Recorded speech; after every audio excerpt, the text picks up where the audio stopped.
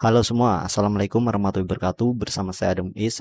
Di kesempatan video kali ini saya akan berbagi pengalaman mengenai bagaimana saya mendapatkan $1.000 pertama dari bekerja sebagai freelance menjadi penulis artikel di situs Fiverr.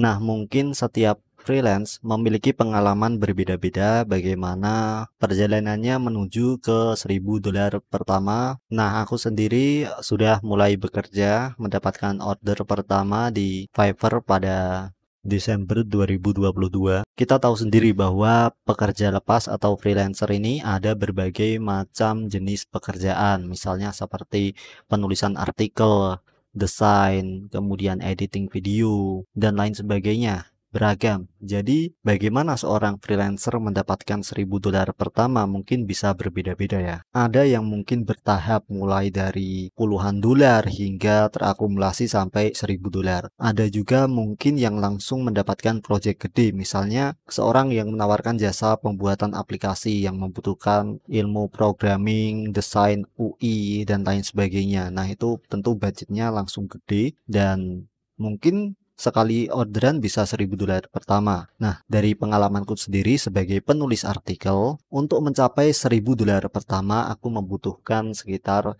10 orderan dari satu klien saja. Nah, dari situ bisa terkumpul menjadi $1.000, padahal kita tahu sendiri bahwa harga dari sebuah artikel itu nggak mahal ya sebenarnya. Apalagi kalau artikel bahasa Indonesia. Artikel bahasa Indonesia itu rate-nya biasanya lebih rendah daripada artikel bahasa Inggris. Tapi karena biasanya orang yang memesan artikel langsung order secara banyak, misalnya 10 artikel, jadi mendapatkan penghasilan 10 kali lipat dari harga yang kita tawarkan tersebut. Karena mungkin klien ada yang memesan dalam jumlah yang banyak. Nah, jadi setiap orang atau setiap freelancer tentu memiliki pengalaman berbeda-beda bagaimana bisa mencapai ke $1.000 pertama. Nah, $1.000 ini aku dapatkan dari akumulasi pekerjaan yang sudah dilakukan selama sekitar 7 bulan. Jadi dari Desember terkumpul sekitar 1.400-an dolar yang tentunya kalau diubah ke rupiah sekitar 20 juta. Kalau dibagi 7 berarti ya kira-kira belum UMR ya guys. Jadi pekerjaan freelance ini kalau aku sendiri ya sebagai pekerjaan sampingan saja karena kita tahu sendiri bahwa pendapatan itu tergantung dari apakah ada yang beli atau ya tidak. Jadi kita nggak bisa mengandalkan pekerjaan ini sebagai sumber penghasilan utama. Kalau aku pribadi, mungkin ada yang menjadikan pekerjaan freelance menjadi pekerjaan utama karena memang banyak ordernya, karena memang pasarnya luas. Tapi kalau aku sendiri dari pengalaman pribadi, ya ini sebagai sampingan saja. Sebagaimana yang udah aku sebutkan bahwa hasil yang aku dapatkan ini dari satu klien saja karena beberapa klien lainnya yang meminta penulisan artikel ya berbeda dari ketentuan yang akan aku berikan, ada yang aku cancel, ada yang aku tolak. Jadi saat ini aku mendapatkan order dari satu buyer saja sehingga bisa menghasilkan $1.000 itu.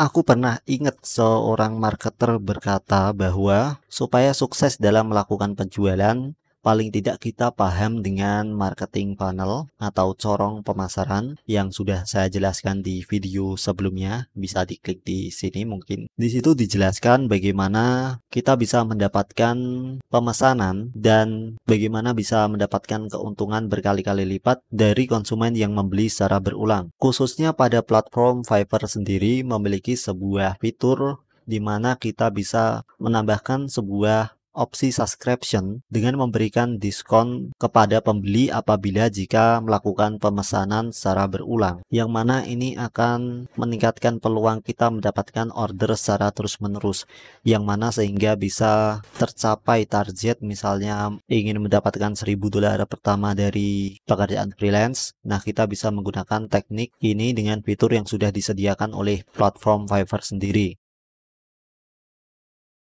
Khususnya pada platform Fiverr memiliki dua opsi untuk melakukan withdrawal atau penarikan, yaitu melalui PayPal ataupun Payoneer, yang prosesnya akan aku jelaskan pada tutorial berikutnya. Jadi intinya untuk mendapatkan $1000 pertama bisa berbagai macam cara jika kita menawarkan jasa yang membutuhkan budget besar dari klien, misalnya pembuatan project besar seperti aplikasi ataupun website. Tentunya dalam satu kali order mungkin bisa mencapai ratusan bahkan ribuan dolar.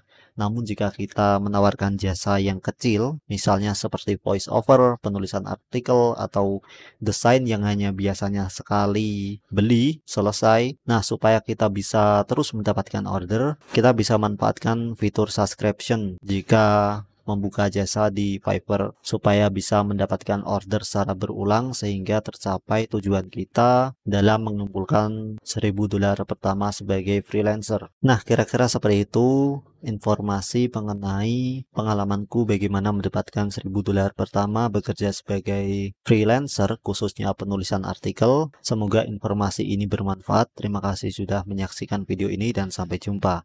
Assalamualaikum warahmatullahi wabarakatuh. Goodbye.